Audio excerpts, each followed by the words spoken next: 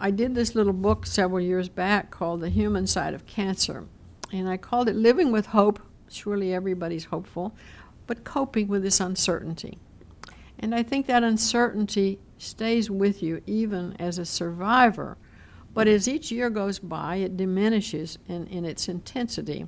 I sometimes use the analogy of like the volume on the radio. You know, the volume can be so high it ruins your ears and you can't hear anything but the loud music. But you can turn it down and down and down and you barely hear it and you could even ignore it.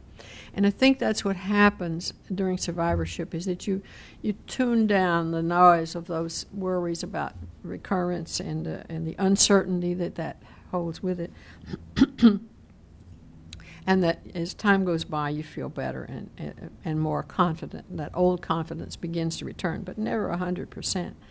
We have looked at women who were 20 years breast survivors, and very interesting and not surprising. They'd gone on with their lives. Yeah, it was back there, I remember it. A few people, like maybe 10-15%, were still having some problems with coping, but they might have had some of those difficulties beforehand. And in general, I think the good news is that people get over the treatment of cancer and over this survivorship early period and get to a point where they do quite well and virtually back to normal. Some people, I think, feel that their life has been changed in a way that they feel as if, you know, I think I should give back. I mean, I've survived. I was given this wonderful opportunity to continue my life. What can I do to help other people? And when you look at the people who give generously to Memorial Sloan Kettering, they're often these people who say, I want to give back. I want the research to go forward here. I don't want to happen to somebody else what happened to me. And so we're indebted enormously in this country to people who are giving back. If you look at the American Cancer Society, the Leukemia Lymphoma Society, the Lung Society, all of these are people who want to advocate for not just cancer, but for a specific kind of cancer for which they want to see more and better research, and they want to see people having a better outcome with these diseases. So we are very dependent upon and happy to have people who make this kind of continuing commitment to carry the work forward, to be sure that the research community really looks at the right issues, and to advocate for people. It's wonderful today that, you know, you can call the Lung Cancer Alliance, for example. You say, I really want more information. I'd like to talk to somebody who has my same stage of disease, just like I did, and they'll be put on the line to talk with you for free. I mean, there's an enormous amount of information out there through these advocacy groups today that I just marvel at how they have evolved and how much they contribute to care that, again, is totally without any kind of cost to the person, and it's free because people are there supporting these organizations and giving them money to help them to do this. I think that I've really focused on the person who's the survivor, but let's face it, none of us live in isolation, and so there is an impact on a whole family. We often say cancer is a family disease. So there's an impact on the spouse, and so how to get back into family life when, after treatment, when you couldn't do the cooking or do the usual household chores and someone else did, there's a kind of tension as you say, look, I'm fine, I want to get my role back, please. And sometimes the spouse, will say, no, you take it easy, I don't want you to do too much, sort of being overprotective.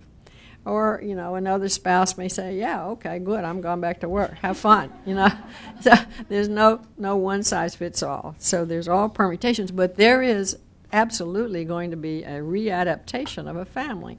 Children have to go through the same thing. Mom's there now. She can now do things she couldn't do before. how does she fit back into all of this, and how a marriage survives all this really takes work and attention on the part of both the patient and the family around them. What do you do to stay healthy? I think we've come to recognize, and there's excellent research going on, that exercise really is a helpful thing for people as survivors, not only just to feel good, but seems to diminish the recurrence rate of some tumors. Very important information that's out there now. Looks as if diet's important, and that's something, again, that you control. Exercise and diet is something you yourself can manage and can input it to your daily activities in a very positive way. One of the things that I think is very important for people to use is to use humor with your family, with yourselves, and with your friends. You know, when things are bad, we sometimes talk about gallows humor or black humor, but they kind of put things that are difficult in a context that makes it easier to talk about, to kind of put it aside a little bit, to joke a little bit about it. So I would put that as one of the key ways that it helps to use in coping to make things go well. One of the things I like to emphasize is that we have been through a period in our history when the mind-body piece was felt to be so important that there were people for a while that felt that that the mind controlled cancer, and that if you controlled your mind, you controlled the cancer, you didn't need treatments, and so on. Happily, that period is gone. But that carried with it the idea that, well, you have to think positive to beat cancer.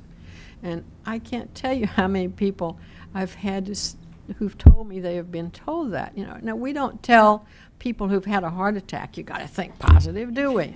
What a lot of nonsense, I mean, what's being positive got to do? It has to do with, again, this thinking that, well, if you're positive, your immune system is going to be better, and we know the immune system does something to cancer, therefore you got to be positive. I had one patient who said, I'm going to punch the next person in the nose who tells me to be positive. I've had it. And I think we don't do that to survivors of any other disease. It's really interesting to me, this thing that we lay on to people, addition to, it's bad enough to deal with illness, but to then pull all this in addition when you shouldn't have to, just doesn't seem right.